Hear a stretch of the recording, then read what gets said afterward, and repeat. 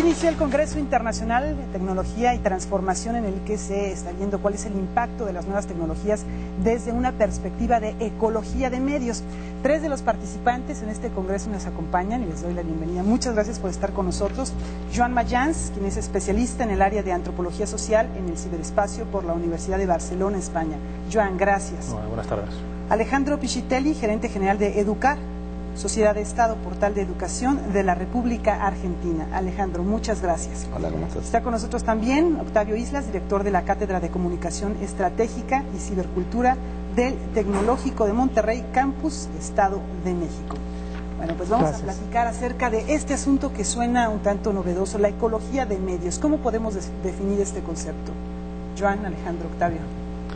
Bueno, pues es finalmente la herencia de McLuhan y Neil Postman, que planteaban algo que parecía muy obvio y que logramos mucho tiempo en descifrar la gente de comunicación, que los medios de comunicación son tecnologías y que finalmente cada medio de comunicación transforma profundamente a las sociedades, que los efectos de cada medio de comunicación conforman un nuevo ambiente cultural en el cual nuevos medios de comunicación finalmente resultarán remediaciones de los medios anteriores. Me parece que McLuhan fue malentendido o poco atendido en su momento, y hoy, muchos años después, nos damos cuenta que el tiempo alguna razón le ha concedido y que vale la pena volver a depositar la atención en este McLuhan, que es un buen pretexto para reunirnos. El ciberespacio se está convirtiendo en un nuevo espacio público. En este sentido, tú has desarrollado, Joan, algunos trabajos en los que hablas del desarrollo de las identidades locales. ¿Es posible desarrollar identidades locales en un espacio que lo entendemos como global? ¿Cómo ocurre esto? Es que de hecho la pregunta incluso puede hacerse al revés, si es posible algo que no sea local en el ciberespacio, porque siempre somos una unidad, siempre estamos localizados en algún lado, ¿no? Al principio que empezábamos todos a hablar de Internet y a empezar a intentar teorizar, esta dicotomía, ¿no?, entre lo local y lo global se puso enseguida sobre el tapete y se intentó ver o se vio sin buscarlo que estábamos moviéndose en un espacio que no tocaba a pie en el suelo, ¿no? Que no tocaba ninguna realidad local, sino que era una cosa que flotaba en una dimensión un poquito desconocida o no conocida o no localizable. Y lo que hemos visto después con el tiempo es que termina siendo todo lo contrario, que lo que funciona en Internet sobre todo son la reconstrucción o la construcción de cosas que no existían antes, pero siempre en terreno de lo local. Lo que ha pasado en Internet quizá es que lo local se ha redefinido.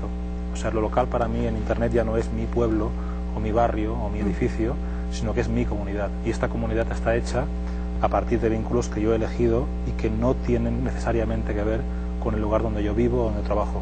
Con lo cual, los vínculos que hemos construido son diferentes, ¿no? No tienen que ver con mi inmediatez física, tienen que ver con mi inmediatez, pues, de afinidades, de gustos, de intereses, etcétera, ¿no? Entonces hemos creado pequeñas comunidades o nuevas comunidades, o quizá no tan pequeñas comunidades, ¿no?, o asociaciones, sociedades más grandes que conforman pequeñas comunidades de interés.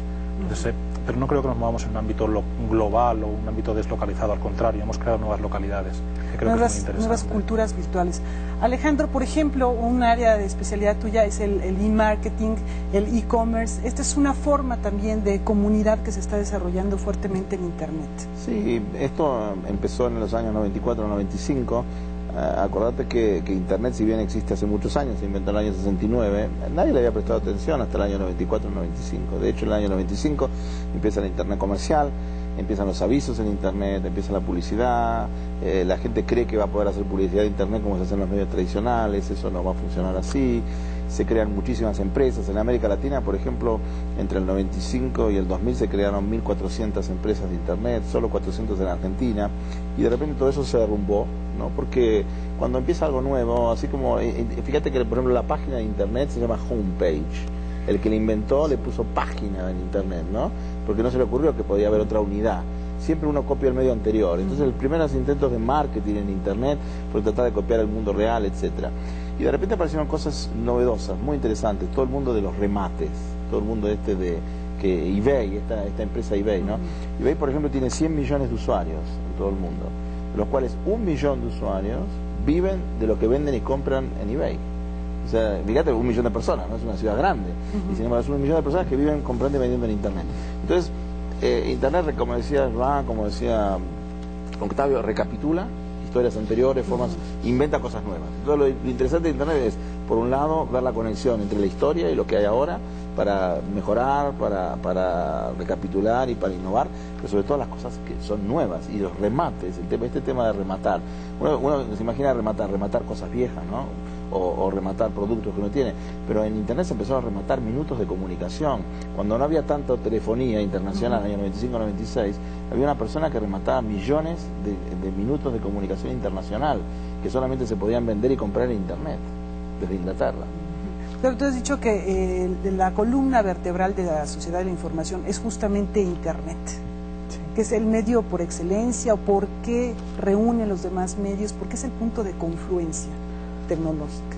Me parece porque es el medio inteligente. Si entendemos la inteligencia como la capacidad de establecer principios de relación entre cosas aparentemente dispersas, Internet reúne ese atributo, es capaz de darle coherencia a un mundo que no tendría razón en los medios convencionales, donde las cosas aparecen a veces inconexas. En el caso de Internet, un clic es un principio de coherencia y puedes brincar de algo tan difícil como, pues no sé, algunas tesis de Herbert Marcuse, o en un momento dado las pretensiones de una clase mediera de Polanco que vive extasiada por el mundo de los perritos French Poodle Mini Toy. Todo esto a través de un clic de distancia. Eso te permite Internet, establecer estos vínculos entre principios de búsqueda, entre cosas, entre referentes que de otra manera carecerían de contexto, de significado, de sentido y de conexión. Y es así como se van creando estas comunidades de las que tú hablas y a las que se pueden aplicar conceptos etnográficos incluso, ¿no? Sí, cualquier comunidad es observable con una metodología etnográfica, pero tampoco hace falta verlas así. Realmente lo que nos crea estos grupos, ¿no?, son estos clics. Esta idea que nunca le había oído a Octavio, ¿no?, del principio de coherencia que hay tras un clic. Es que es verdad, si estamos ahí es porque hay una voluntad de establecer un enlace, un puente, una conexión. El dibujo que creamos después entre todos, esa cantidad de rayas que dibujamos entre clic y clic, es lo que dibuja una comunidad, que se puede mirar seguramente con metodología etnográfica, pero también como un dibujo fractal, porque se va a generar una producción, ¿no?, se va a plasmar en donde queramos plasmarlo, ¿no?, en papel o en lo que sea, una cantidad de vínculos que no estaban allí y que se pueden hacer. A tu pregunta, ¿no?, hablamos de Internet porque Internet es lo primero que nos dio pie a hablar de sociedad de la información, porque es un medio que te altera. Y a pesar de esta remediación de la que habla Octavio, podemos decir que es en sí mismo, tiene un lenguaje, tú que has analizado la parte discursiva. Tiene varios lenguajes, porque en los años que llevamos usando Internet ya se han superpuesto diversos tipos de lenguaje. El lenguaje que podíamos encontrar en los 90 de las primeras páginas web, que estaban evidentemente, ¿no?, seguían la misma retórica y la pauta de un medio tradicional, evolucionó, cambió, vimos un lenguaje que se daba en los chats, que era un lenguaje completamente diferente, que primaba la velocidad y la expresividad por encima de todo, pero no solo la velocidad, insisto, la expresividad, o sea, buscaban palabras cortas, pero que fueran tremendamente efectivas comunicativamente hablando. Pero luego empezamos a ver nuevas maneras de hacer web, nuevas maneras de comunicarse, foros, que también generaron un tipo de intercambio lineal de conversaciones que cambió la retórica, con lo cual el lenguaje ha cambiado cada vez que cambiábamos las reglas del juego, que eran nuevas tecnologías que aparecían y que la gente se apropiaba y les cambiaba el sentido. Sociedad de información también son teléfonos móviles, y el mensajito corto de un teléfono móvil, de un celular, no estaba previsto que tuviera el uso que ha tenido, y finalmente ha cambiado probablemente muchas de nuestras pautas de comunicación más cotidianas. La clave está en que todos estos medios son interactivos, es decir, que no es como una radio, una televisión o un periódico en el cual estábamos viendo y basta. Del carácter inteligente que tiene.